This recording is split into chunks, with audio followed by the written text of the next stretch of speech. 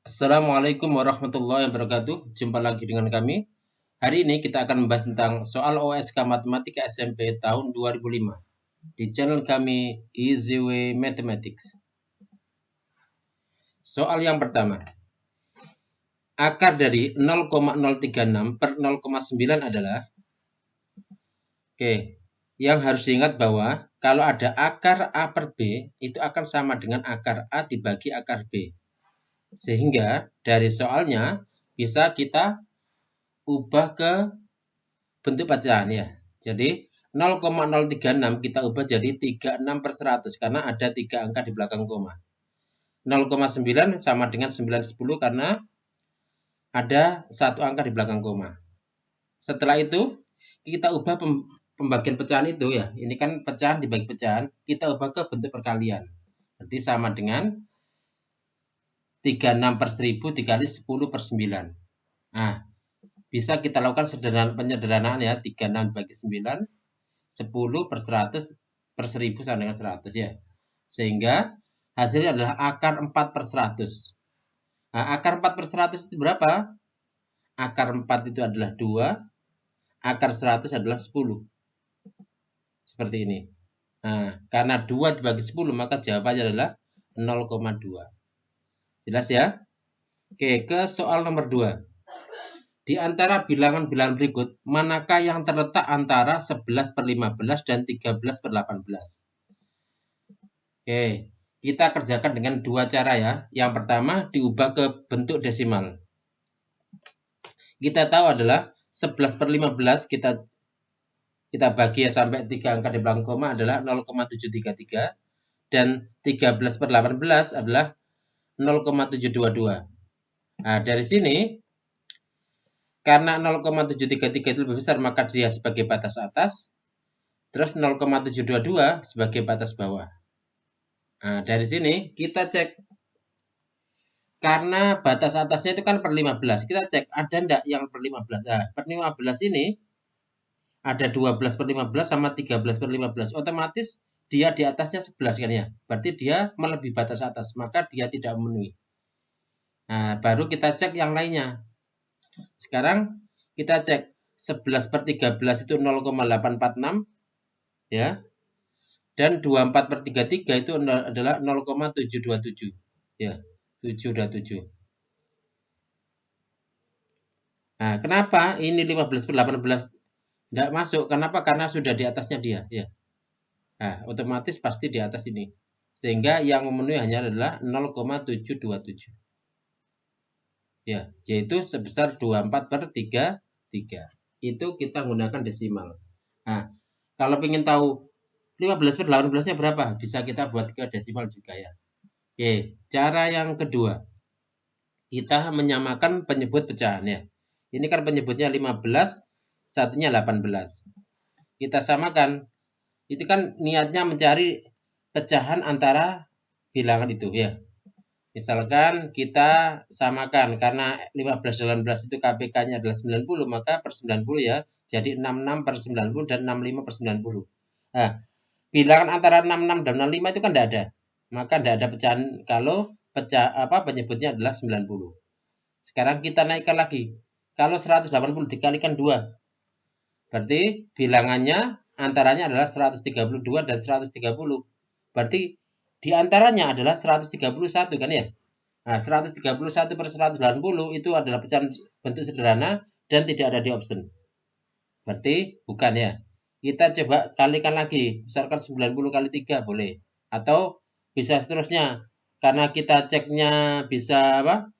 Nah, bisa yang lainnya. Misalkan per 33. 33 itu kan berarti kelipatan 11. Kita kalikan 11. 90 kalikan 11, 990 ya. Nah, benar enggak?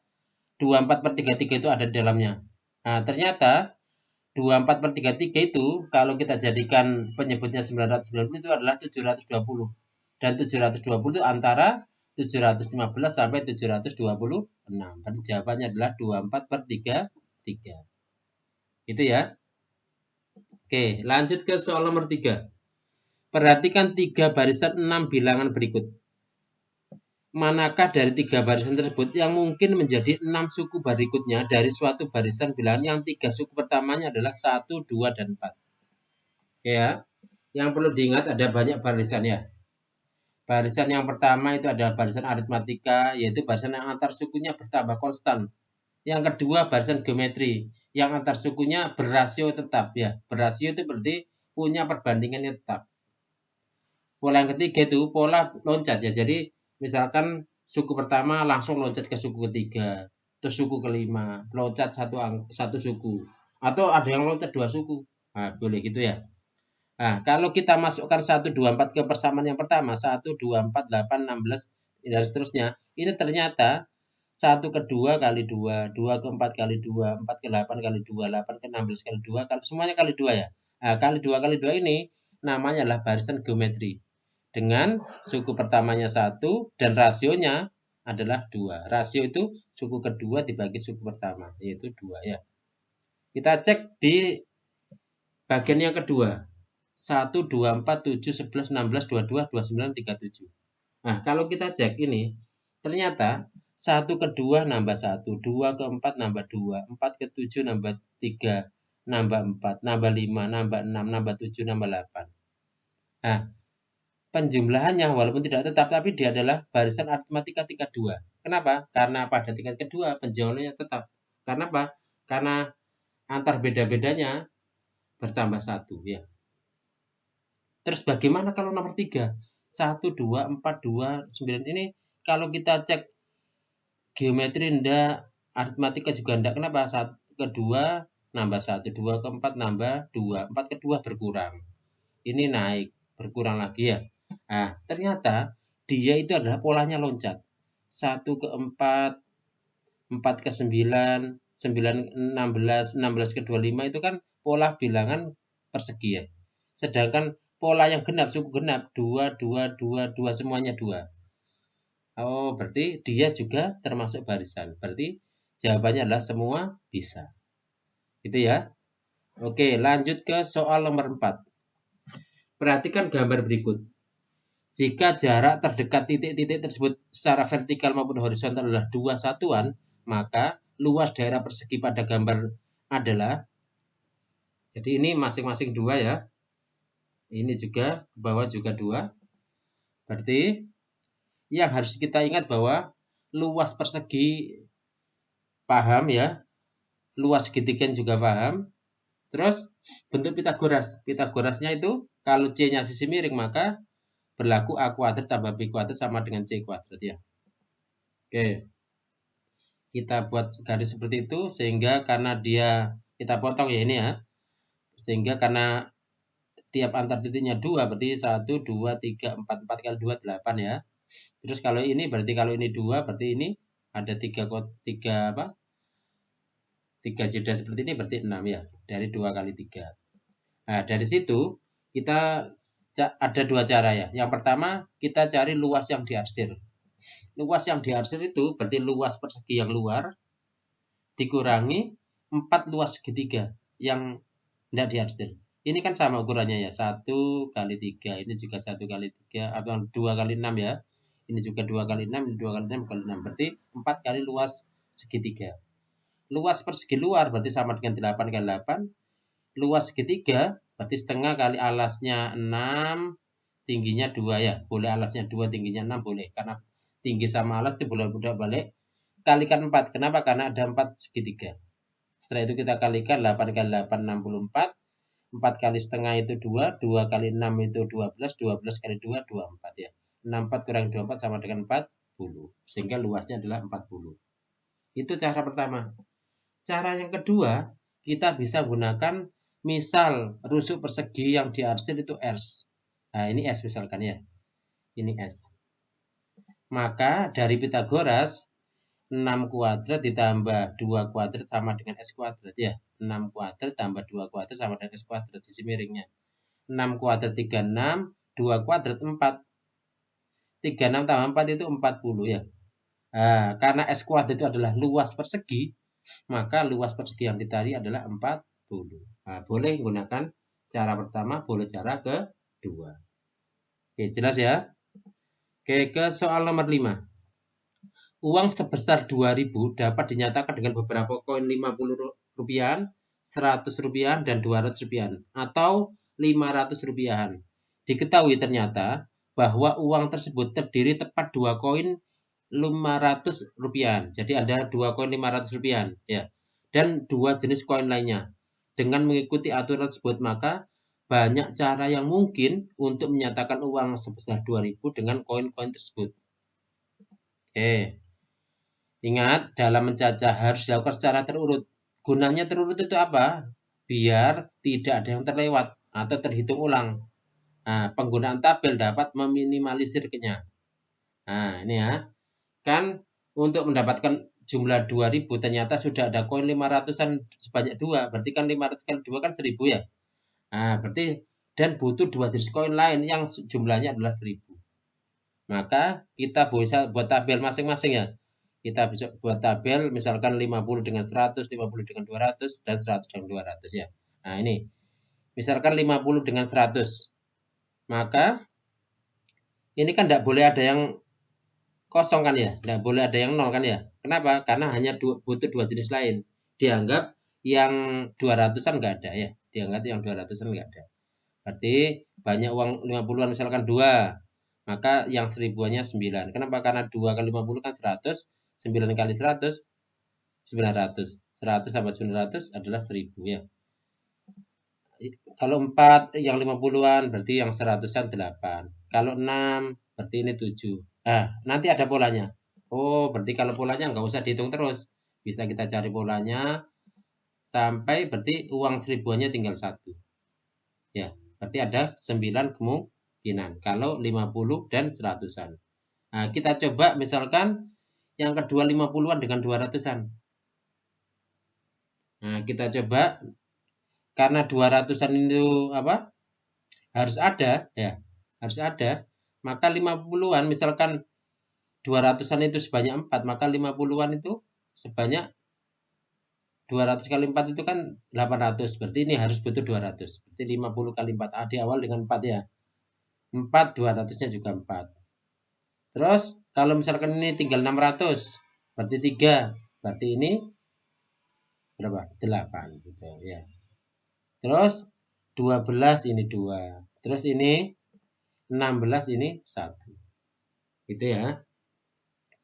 Berarti yang 50 sama 200-an ada 4 kemungkinan. Bagaimana kalau 100-an dengan 200-an? Nah, sama. Kita ceknya bisa dari yang paling besar ya. Paling besarnya misalkan 1. Kalau misalkan 1, berarti kan 200. Atau misalkan apa? Kalau misalkan nggak ada 1, nah berarti kan tetap 800 kan ya.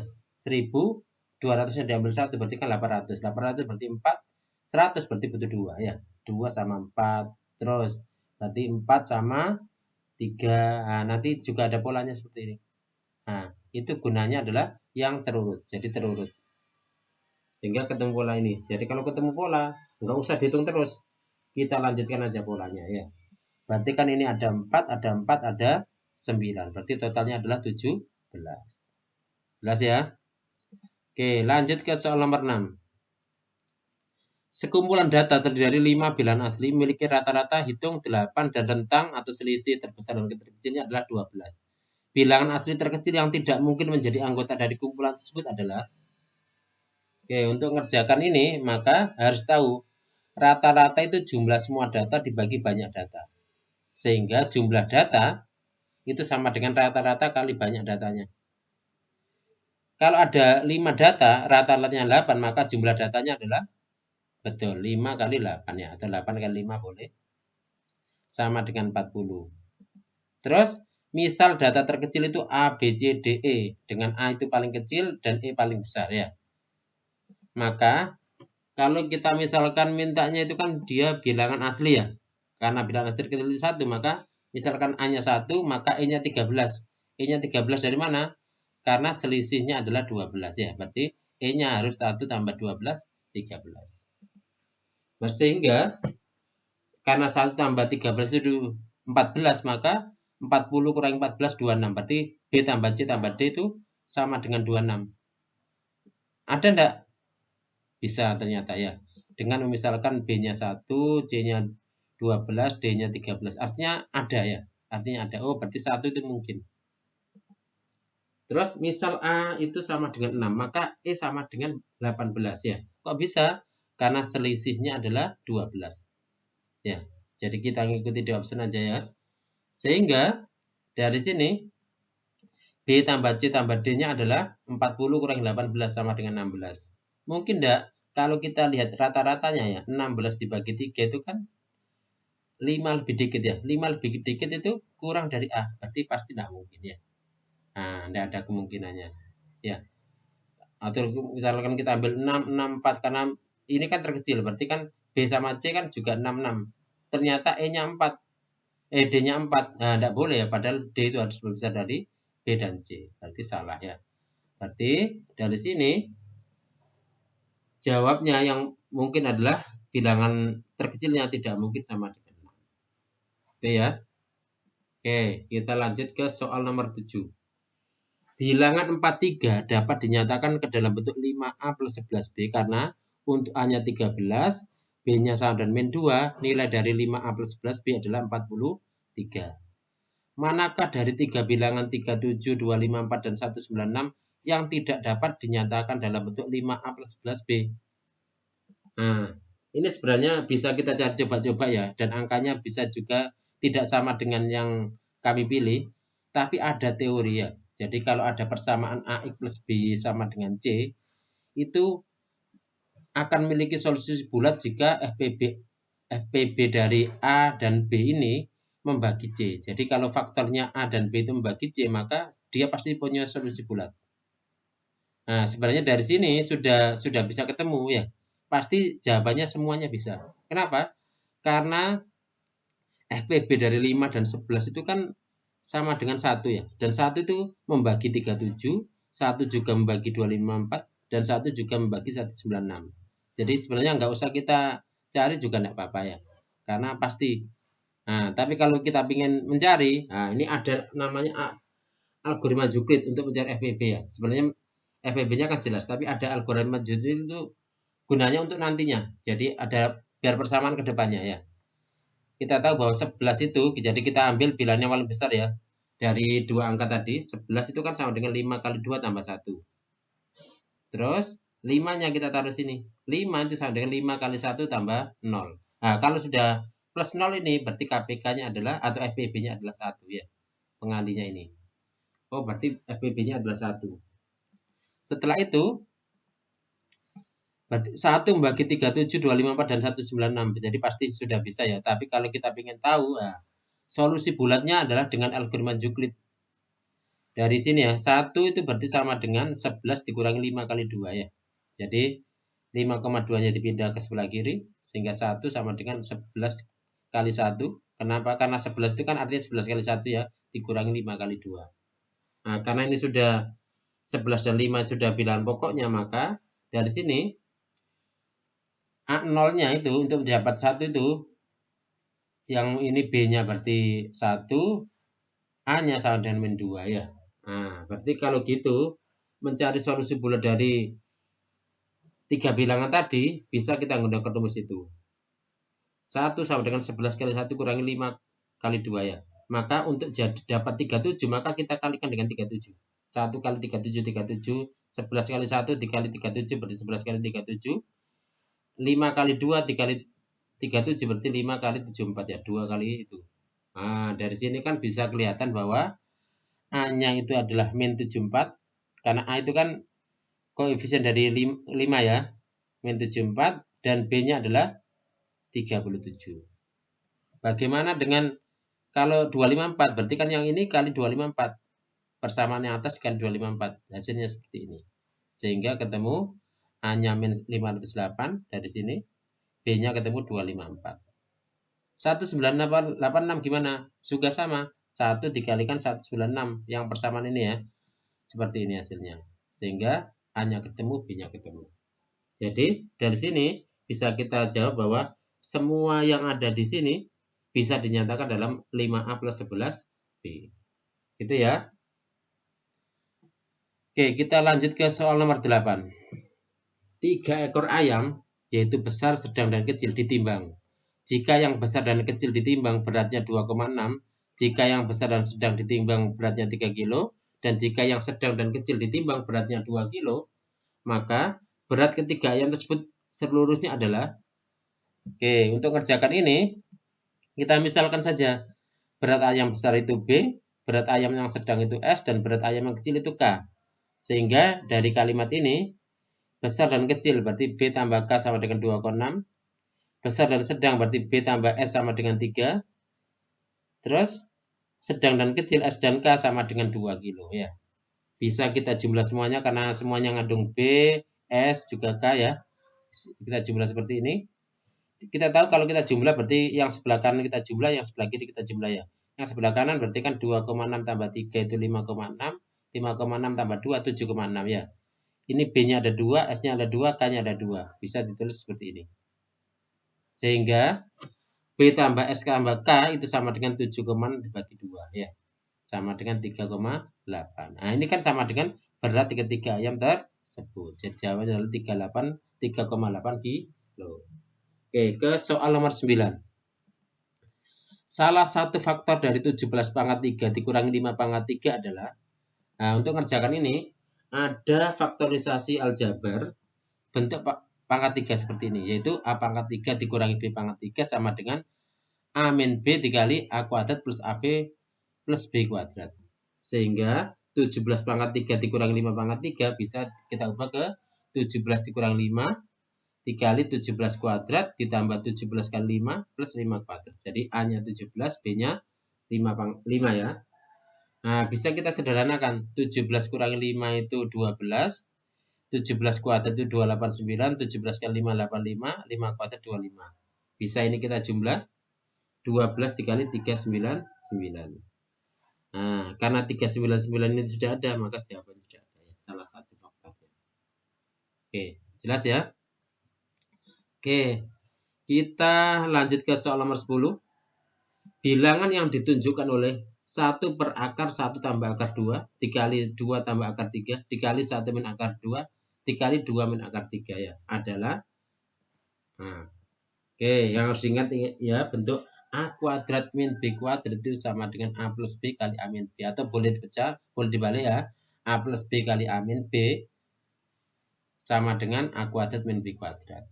Sehingga dari sini 1 plus akar 2 tambah 2 plus akar 3, dan ini bisa kita coba cek ya. 1 plus akar 2, di sini ada 1 min akar 2, bisa kita kumpulkan. 2 plus akar 3, ini 2 min akar 3, bisa kita kumpulkan seperti ini. Nah, ini kan berarti kan A plus B dikali A min B. Ini juga A plus B dikali A min B, maka bisa disederhanakan seperti ini. A-nya berarti 1 kuadrat min akar 2 dikuadratkan, yang ini juga ini 2 kuadrat dikurangi akar 3 dikuadratkan. Berarti bisa kita sederhanakan seperti ini ya. 1 kuadrat 1, akar 2 dikuadratkan, akar sama kuadratkan saling menghilangkan ya. 1 kurangi 2, 2 kuadrat 4, akar 3 dikuadratkan 3. 1 kurangi 2 itu min 1, 4 kurangi 3 sama dengan 1 ya. Seperti ini. Berarti 1 kali min 1 kan min 1 ya. 1 bagi min 1 adalah min 1. Berarti min 1 itu apa? Bilangan bulat negatif. Jadi jawabannya adalah B ya. Oke, itu pilihan ganda ya. Sekarang kita ke soal isian singkat. Soal yang pertama. 10 pasang suami istri mengikuti suatu pesta. Mereka kemudian saling berjabat tangan satu sama lain. Namun demikian, setiap pasang suami istri tidak pernah berjabat tangan. Maka banyaknya jabatan tangan yang terjadi adalah, yang harus ingat adalah ada rumus kombinasi R unsur yang diambil dari N unsur berbeda, itu rumusnya adalah C, NR, bisa N-nya di sini ya boleh ya. Ini bentuknya beberapa macam ya. Itu sama dengan N faktorial dibagi R faktorial min N min R di faktorial ya. Faktorial itu pangkatnya dikalikan dengan bilangan sampai angka 1 ya. Berarti kalau ada 10 pasang berarti kan ada 20 orang ya. Ada 20 orang, terus setiap jabat tangan itu terjadi 2 orang ya. Jabat tangan kan terjadi 2 orang. Nah, berarti karena ada 10 pasang berarti 20, jabat tangan itu terjadi dari 2 orang ya. Maka kalau kita gunakan rumus ini berarti 20 faktorial per 2 faktorial kali 2 min 2 faktorial ya. Berarti sama dengan 20 faktorial per 2 faktorial kali 18 faktorial. Nah, 20 faktorial kita jabarkan sama dengan 20 kali 19 kali 18 kali 17 dan seterusnya sampai 1 ya. Tapi ingat 18 kali 17 sampai 1 itu bisa disederhanakan jadi dengan 18 faktorial seperti ini ya. Nah, bisa kita coret seperti ini. Berarti hasilnya adalah 20 kali 19 dibagi 2. Yaitu sama dengan ini dicoret dengan ini 10 ya. 10 kali 19 190. Mohon maaf ya. Jadi 190 berarti banyak jabat tangan yang terjadi adalah 190 kurangi 10. Maksudnya 10 ini adalah jabat tangan yang seharusnya antara suami dan istri. Jadi ini jawabannya harusnya 190 dikurangi jabat tangan suami istri yang seharusnya ya. Berarti 190 kurangi 10 sama dengan 180. Ya. Oke, kita lanjut ke soal nomor 2.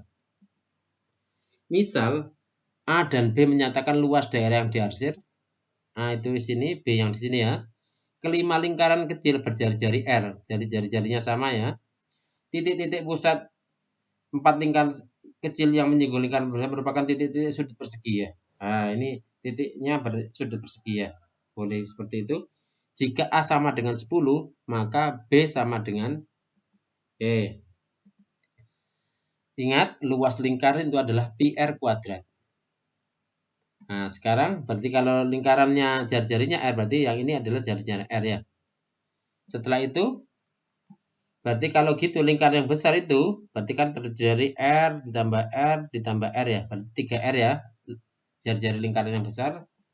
Berarti karena luas yang A itu nilainya sama dengan 10, nah sekarang kita terjemahkan luas A itu kan berarti kan sama dengan pi R kuadrat ya.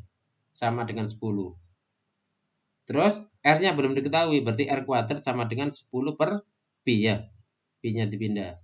Nah, cukup sebenarnya bisa kita cari R-nya berapa. Nah, karena nanti rumusnya juga menggunakan kuadrat, nggak usah kita akar ya. Cukup ini dulu. Terus luas lingkaran yang besar itu sama dengan pi kali 3R kuadrat ya. Seperti ini. Nah, terus 3 dikuadratkan kan 9. Berarti kan sama dengan pi kali 9R kuadrat. Nah, R kuadratnya ini bisa kita ganti jadi 10 per pi ya. Seperti ini. Sehingga pi-nya saling mencoret ya. Jadi jawabannya adalah 90. Nah, setelah itu kita cek yang B. Yang B itu ternyata bentuknya yang diarsir yang B itu kan sama dengan yang ini ya. Berarti sama dengan yang ini. Juga sama dengan ini. Berarti kan aslinya dia ada 4. Cuma yang diarsir cuma 1. Oh, berarti luas B itu sama dengan luas lingkaran besar dikurangi luas 5 lingkaran kecil dibagi 4 atau seperempatnya ya. Seperempatnya dari luas lingkaran besar dikurangi 5 luas lingkaran kecil ya. Gitu ya. Luas B-nya berarti seperempat kali luas lingkaran besar dikurangi 5 luas yang A tadi ya. Berarti sama dengan seperempat dikali yang besar juga 90, yang A 5 kali 10. Berarti seperempat kali 40. Seperempat kali 40 adalah 10 cm persegi. Oh, berarti ternyata luasnya sama ya. Itu ya, itu soal nomor 2. Lanjut ke soal nomor 3. Persegi ABCD dengan panjang sisi satu satuan. Misalkan P suatu titik di dalam sehingga ukuran sudut APB adalah 120 derajat. Jumlah luas segitiga APB dan CPD adalah, oke, kita gambar dulu ya. Ingat, luas segitiga itu setengah kali alas kali tinggi. Kita gambar dulu seperti ini. Ya. P-nya di dalam sehingga APB-nya ini 120 ya. Nah, ini boleh kita tulis, boleh enggak ya. Setelah itu, buat garis bantu melalui titik P dan tegak lurus AB. Berarti garis bantunya dari sini ya, melalui titik P seperti ini. Nah, terus kita misalkan karena segitiga itu kan butuh tinggi ya. Nah, karena yang cari akan APB. APB kan ini. Ini juga butuh tinggi. Misalkan EP-nya kita misalkan dengan T. Nah, karena EP kita misalkan T dan EF itu sama dengan 1, maka PF itu berapa? Berarti 1 dikurangi T ya. Itu ya. Ini kata kuncinya di sini. Jadi bisa misalkan PF itu 1 min 1 itu kata kuncinya ya. Setelah itu baru kita masukkan rumusnya. Berarti luas APB ditambah luas CPD sama dengan luas APB berarti 1 kalikan T ya, atau setengah kali AB dikalikan EP. Yang ini setengah kali DC kali FP ya, atau PF. Sehingga sama dengan setengah kali 1 kali T. Yang atas setengah kali 1 dikali tingginya 1 min T ya. Setelah itu setengah kali 1 kali T adalah setengah T. Setengah kali 1, ini bisa setengah kali 1 kan setengah ya. Setengah kalikan 1 tetap setengah. Dikurangi setengah kali 1 kali min T, min setengah T. Nah, ternyata ini saling menghilangkan ya. Jadi jawabannya adalah setengah satuan luas. Jelas ya? Oke, lanjut ke soal nomor 4. Untuk bilangan real A dan B didefinisikan tanda bintang ya, dengan aturan sebagai berikut. A bintang B itu maksudnya A kali B ditambah A tambah B. Di mana simbol kali dan tambah berturut artinya perkalian dan penjumlahannya. Tentukan nilai A yang memenuhi jika A bintang A sama dengan 3. Nah, kita tulis rumus awalnya ya, baru kita masukkan B-nya ini ganti A, karena A bintang A ya. A bintang A sama dengan A kali A ditambah A tambah A. Kita tahu bahwa A bintang A itu kan nilainya 3. Nah, bisa kita tulis 3 di sini. A kali A kuadrat, A tambah A, 2A ya. Sehingga kalau kita 3-nya kita pindah atau kedua ruas dikurangi 3 boleh gitu. Maka diperoleh A kuadrat tambah 2A min 3 sama dengan 0. Nah, bisa kita faktorasi bentuk kuadrat. Sehingga ketemu 0 sama dengan A plus 3 dikali A min 3 ya. Sehingga dari sini ada 2 angka dikalikan hasilnya 0. Maka salah satunya akan 0 ya. Maka A plus 3 sama dengan 0 atau A min 1-nya yang sama dengan 0. Kalau A plus 3-nya sama dengan 0 berarti A sama dengan minus 3. Pindah ya. Kalau A min 1 sama dengan 0 berarti A sama dengan 1. Ya. Berarti jawabannya kalau enggak min 3 ya 1. Itu ya. Oke, ke soal nomor 5. H adalah himpunan semua bilangan asli N. Demikian sehingga bentuk N-1 per N-3 menghasilkan bilangan bulat kurang dari 1. Ada kata-kata kurang dari 1 ya. Maka banyaknya himpunan bagian tak kosong dari H adalah,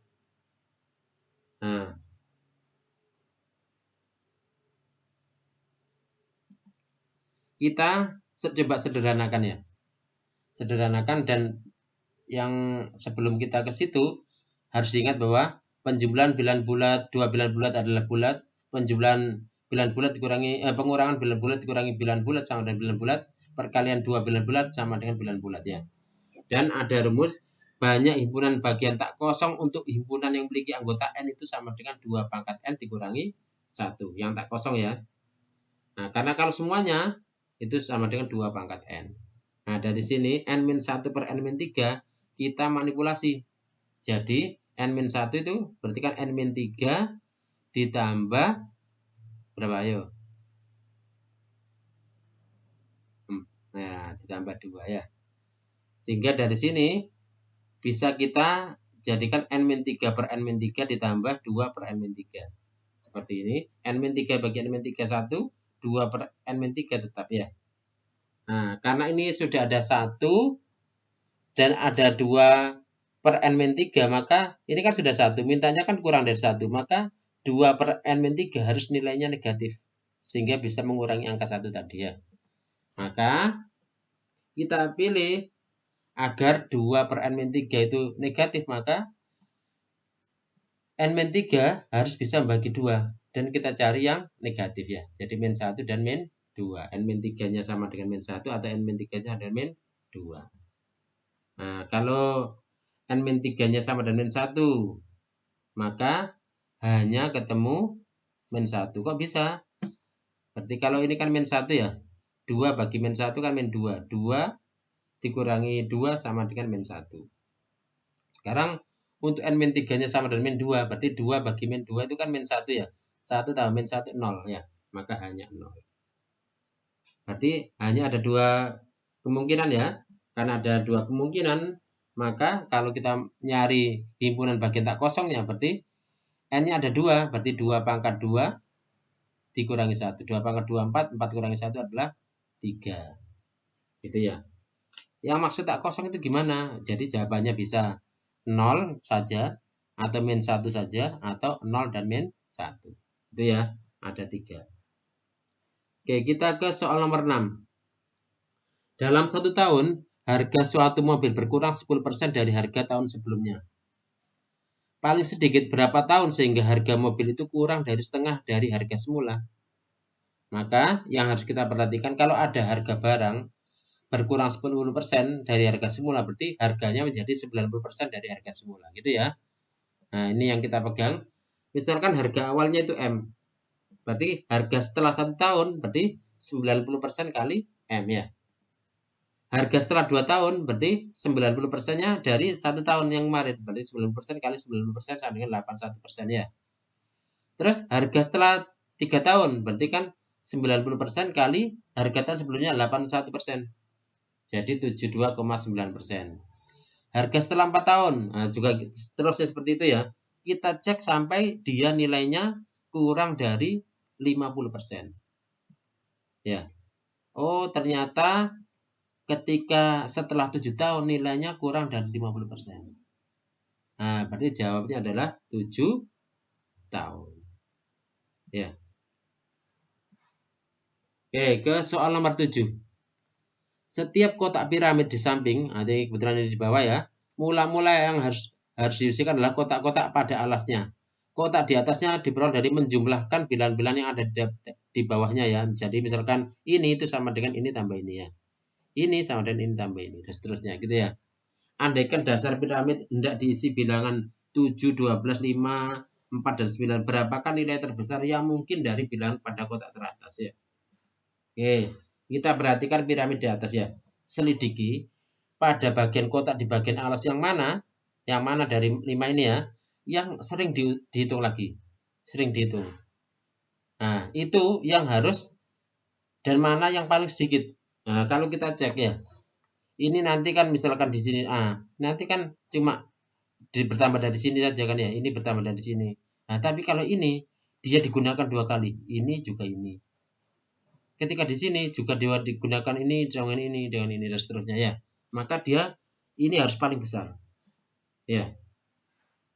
Sehingga karena ini paling besar, minta paling besar dari 7, 12, 5, 4 dan 9 yang paling besar adalah 12. Selanjutnya berarti yang paling sedikit itu kan yang paling pojok ya. Paling sebelah kiri atau paling sebelah kanan ya. Itu yang paling kecil. Yang paling kecil itu 4 sama 5. Berarti yang tengah-tengahnya bisa kita isi dengan 7 dan 9 ya. Seperti ini. Nah, pasti hasilnya terbesar. Kita cek ya. Bilangan atasnya seperti ini.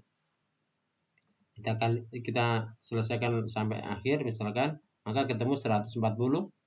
Jadi itu pasti adalah bilangan terbesar. Ya. Lanjut ke soal nomor 8. Bentuk sederhana dari setengah ditambah 1/6 tambah 1/12 tambah 1/20 dan seterusnya sampai 1/2005 kali 2005 tambah 1. Nah, yang harus kita ingat bahwa kalau ada 1/n dikali n plus 1 atau dia perkalian bilangan berurutan, itu sama dengan 1/n dikurangi 1/n plus 1. Sehingga dari sini setengah tambah 1/6 dan tambah 1/12 tambah 1/20 dan seterusnya itu ya. Itu bisa kita ubah ke sini. Berarti 2 itu kan 1 kali 2. 6 itu 2 kali 3. 12 3 kali 4. 20 4 kali 5. 2005 kali 2005 tambah 1 berarti 2005 kali 2006. Gitu ya. Nah ini kita ubah ke bentuk seperti ini. Berarti 1 min 2 ya. 1 min 1/2. Ini 1/2 dikurangi 1/3. Ini 1/3 dikurangi 1/4. Ini 1/4 kurangi 1/6 dan seterusnya seperti ini ya. Nah ingat. Ini min, ini plus, angkanya sama. Berarti saling menghilangkan ya. Seperti ini.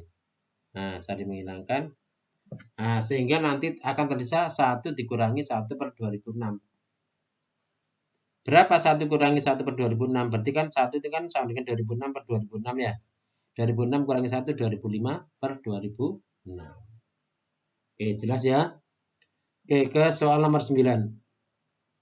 Sebuah balok memiliki sisi-sisi yang luasnya 24 cm persegi, 32 cm persegi, dan 48 cm persegi. berapakah jumlah panjang semua rusuk balok tersebut. Nah, kita tahu bahwa balok itu kan punya 12 rusuk ya, dengan rincian 4 rusuk panjang, 4 rusuk lebar, dan 4 rusuk tinggi. Dan luas sisi balok atau luas permukaan balok sama dengan 2 kali panjang kali lebar tambah panjang kali tinggi tambah lebar kali tinggi ya. Ada 2 kenapa? Karena yang atas bawah, yang ada atas bawah, kiri kanan, depan belakang ya. Seperti itu.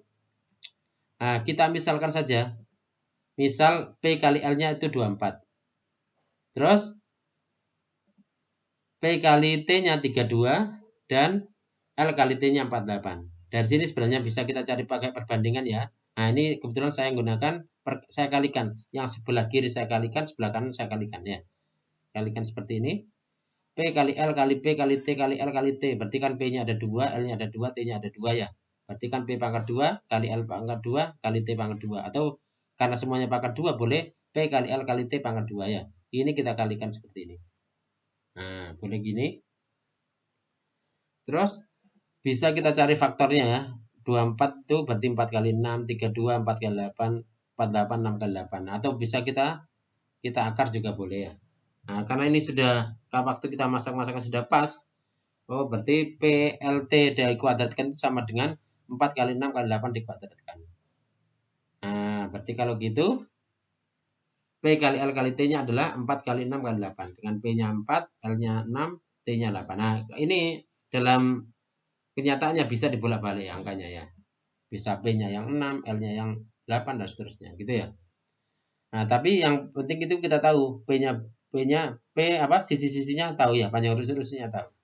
Sehingga dari sini, karena yang diminta adalah panjang seluruh rusuk, maka 4 dikali P tambah L tambah T sama dengan 4 dikali 4 tambah 6 tambah 8. 4 tambah 6 itu 10, 10 tambah 8, 18. Berarti 4 kali 18 sama dengan 72.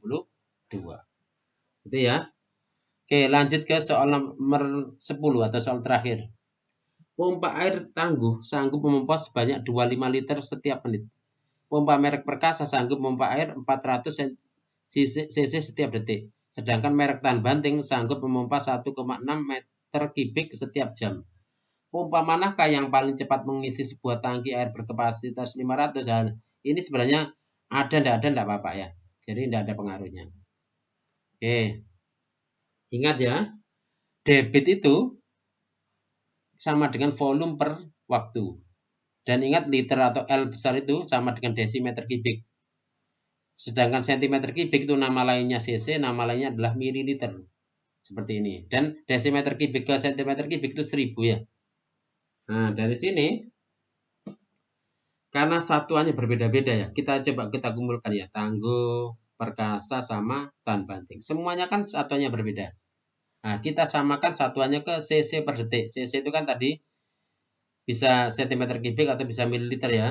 Nah, berarti kalau yang atas 25 liter per menit. 1 liter itu kan sama dengan 1000 ya. 1 menit itu kalau jaringan detik itu 60. Berarti jadi seperti ini. Berarti 25 kali 1000, 25.000 cc. 1 menit berarti 60 detik gitu ya. Sehingga nanti satunya cc per detik. 25.000 dibagi 60 sama dengan 416,67 cc per detik. Berarti Perkasa sama Tahan Banting bisa dibandingkan ya. Nah, kita nunggu yang Tahan Banting. Perkasa sama tangguh ya. Sekarang yang Tahan Banting 1,6 meter kubik per jam. 1,6 meter kubik berarti meter ke desi turun 1, desi ke senti kan turun 1 ya. Karena pangkat 3 berarti karena turun 2 berarti 2 kali 3 6 ya. Berarti nanti jadi 1,6 kali 1 juta atau 10 pangkat 6. 1 jam itu sama dengan berapa detik? 3.600. Jadi seperti ini. Nah, sehingga kalau kita bagi hasilnya adalah 444,44 cc per detik. Nah, kalau kita bandingkan karena satunya sudah sama, maka yang paling besar adalah ini. Otomatis dia akan kalau mengisi apapun pasti paling cepat ya. Nah, sehingga pompa mana yang lebih tangguh atau lebih cepat untuk mengisi tangki air adalah pompa yang tahan banting. Jelas ya? Oke. Oke, itu dari kami. Semoga bermanfaat ya. Kami akhiri. Wassalamualaikum warahmatullahi wabarakatuh.